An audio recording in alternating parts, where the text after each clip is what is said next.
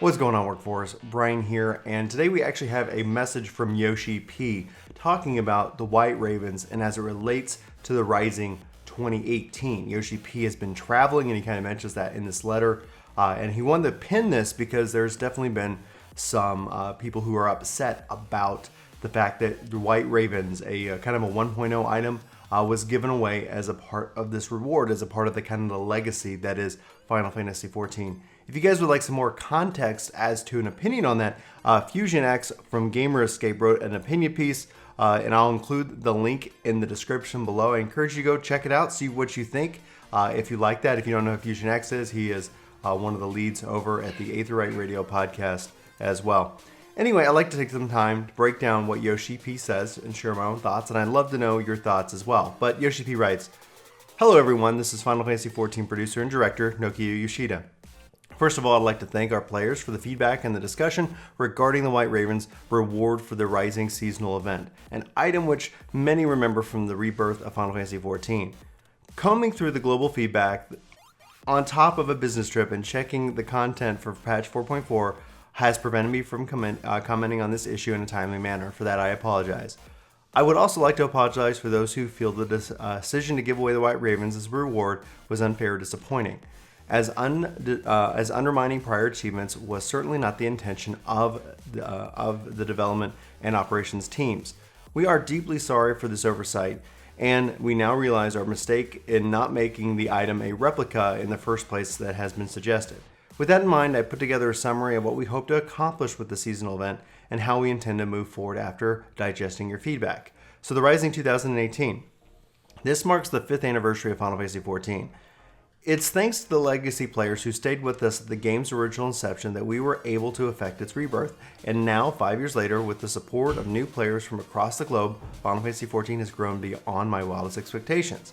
Even as we develop the games throughout the year, promotional work takes me around the world, and since last year's Stormblood expansion, I've fielded an ever-increasing of the requests to recreate the story and atmosphere of 14's early days in some form. I've responded by explaining that the story of 14's previous incarnations was, to be completely honest, a shambles. The original main scenario was abandoned. Using its shaky servers and systems available, I took the Grand Company scenario and forcibly reshaped it to become the main thrust of the story. It was the sense of impending calamity and expectations for rebirth that made it come alive, which is not something that can necessarily be reproduced. The excitement also came from legacy players themselves and the sense of community and support which arose from that shared experience. We've also had requests for a legacy server, if only a temporary one. Those servers have long been dismantled, and although the source code has been preserved, there is little incentive for us to restore them. Some of those servers have in fact been repurposed to generate your character images that you see displayed on the Lone Stone. Others have asked that our story be told like on a DVD or a book, but as I already mentioned, the plot was pretty plagued with issues, and I took the liberty of ignoring certain points of lore, and it suffers from numerous inconsistencies.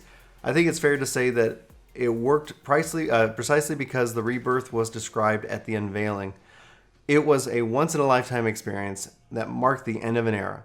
When a new era of 14 began, we gained a host of new players who took the game with a passion, and we in the development operations team have as much regard and gratitude for these adventures as we do for our original veterans.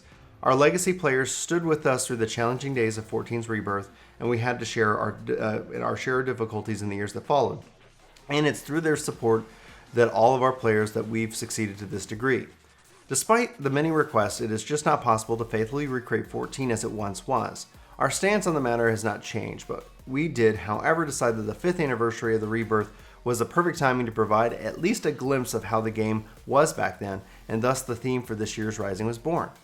As well as giving legacy players a chance to reminisce, our hope is that the event encourages them to share those memories and experiences with new players, and in doing so strengthen the game's community. Taking that idea a step further, having the reward as a replica, I believe would be more in line with the spirit of the event. So plans for the future. Although some players were of the opinion that the reward was not an issue, many others voiced their disappointment.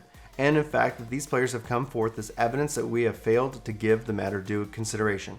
Our legacy players have memories that are tied to an early time, and I am reminded that the excitement and pride that they experienced in acquiring the White Ravens is bound up in the item itself.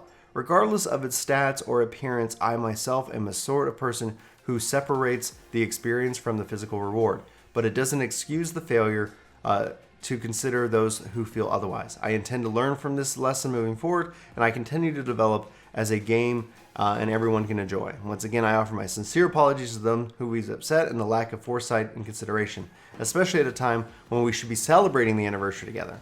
It has been 5 years since 14's rebirth and 9 years since its original inception, and I hope we can enjoy many more to come. Final Fantasy XIV, producer and director Naoki Yoshida, 2018.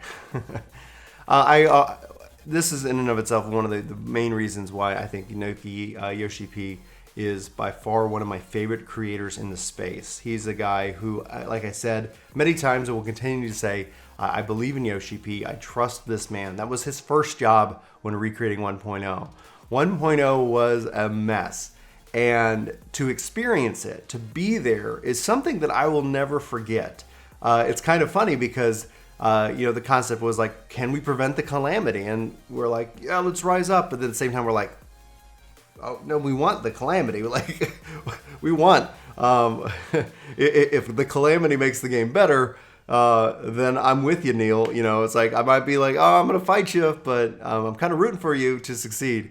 It was just kind of this really interesting time in the game's life, and it's interesting to see obviously where the game has come from there. I remember when they took the servers down. I remember when we went and we got to play in the beta, and they were like, you got your class armor and you're running the first dungeon in the game, and it was so interesting because it was like there was all this feedback, and it was just everything was so new, so fresh, and it was just really exciting to see how that game kind of played and how it was coming together. And then when we got to take into the new world, like when the game restarted and we got to take our characters from that era and had all my levels. For me personally, I picked Summoner because that was a job that was new. So I took that through the main story, and I remember getting to the point where I had gotten all most of my jobs, all my casters, and I couldn't find one particular quest because I had all the skills for Black Mage. So I was never really incentivized to go do those class quests, and that's why I couldn't actually pick up the relic until I did that. But it was just, there was this weird moment in my history with the game where I was like, where is that spell? Or why am I not seeing this quest on Black Mage? And then eventually, finally, with the community's help, figuring it out. I think obviously he hits on the point that it would have made sense if it was a thing. For me, I was not one of the players who was upset by this fact. I didn't actually get the White Ravens. You got them from fighting the hardest version of Neil, in the Riven Road, and so it was kind of this trophy, for players to have and stuff. Being that they're earrings, I don't necessarily always notice earrings, and so I'd always hope that it would have been something a little bit more, I guess, flashier or something like that. But as far as it goes, it's interesting because like Yoshi-P kind of hits on a couple other things here, and we've talked about this in other videos. It's like, man, the man sounds busy, and I'm hoping that we're going to see some really exciting stuff tonight. If you're still watching this video as I ramble through it, Chris and I are planning on being live and kind of covering the live letter, giving our thoughts and opinions as it happens. So anyway, with that, I'm really excited. I want to wrap this up. Let me know your thoughts. Are you excited? Have you picked up your White Ravens yet? I have. Every time I've been on, have not been able to find the recruiter. I'm just sitting there waiting. So it is what it is. I'm hoping to be able to get my White Ravens, because if they're going to offer them, I might as well take them up on the charity there as a part of running the event itself. But for Work To Game, guys, my name is Brian. Thanks so much for watching this video. I hope you have a fantastic day, and I'll talk to you soon. Take care. Hey, it's me. Thanks so much for watching this video.